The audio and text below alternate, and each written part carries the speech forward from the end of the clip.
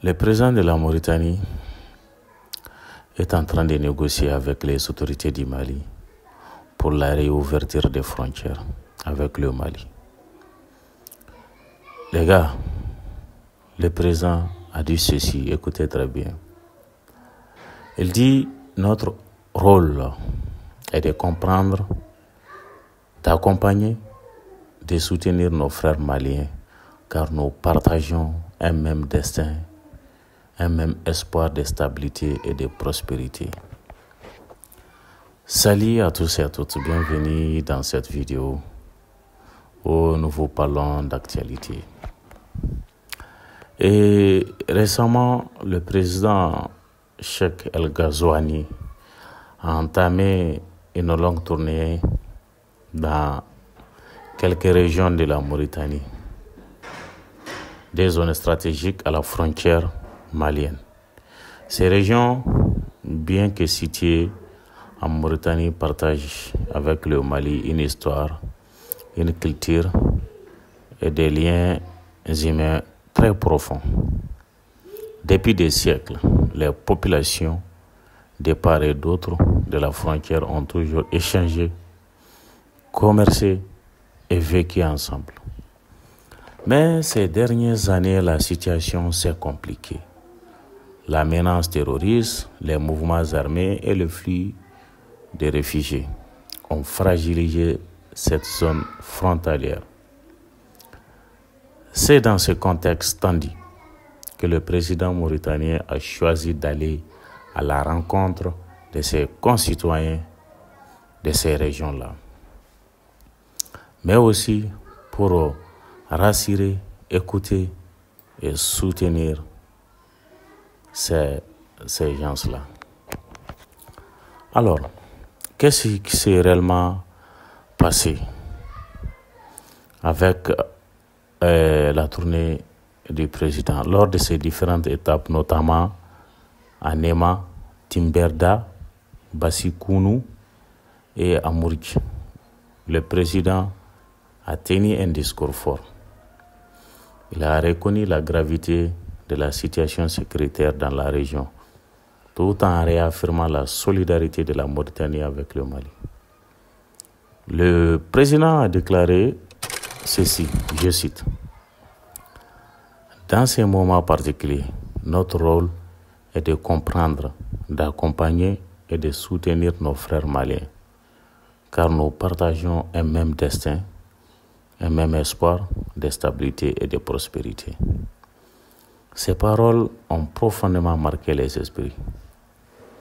Elles traduisent la volonté du président mauritanien de ne pas céder à la peur ni à la division, mais plutôt de renforcer la coopération entre peuples frères.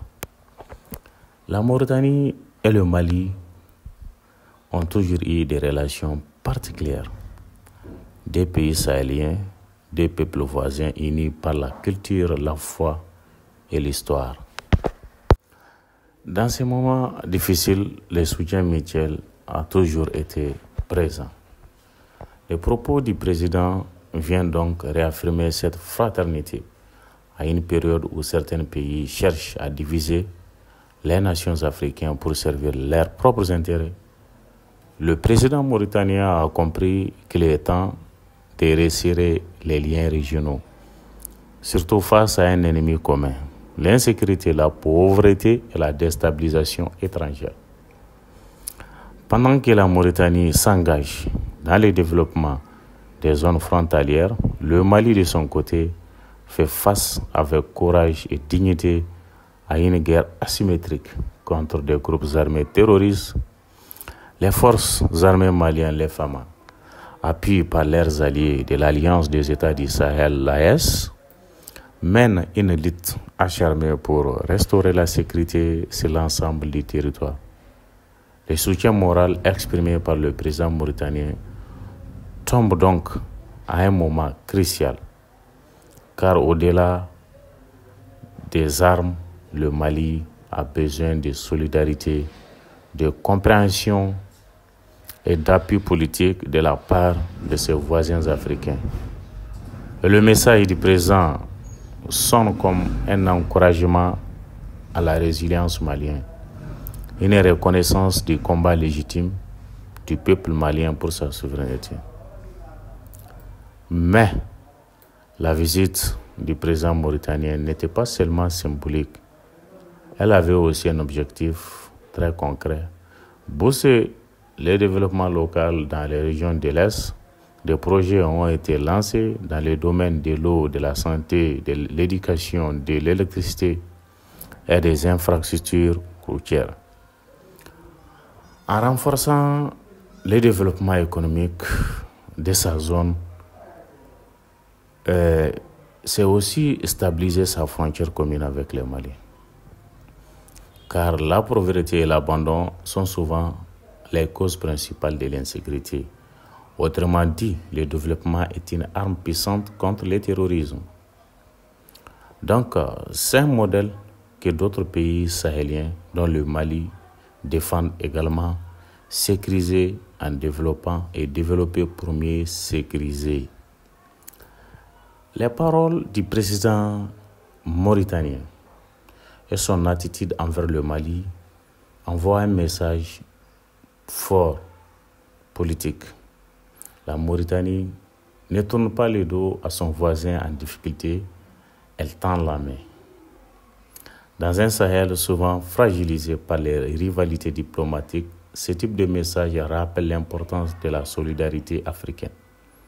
D'ailleurs, la Mauritanie a toujours su jouer un rôle de médiateur discret mais efficace dans la région.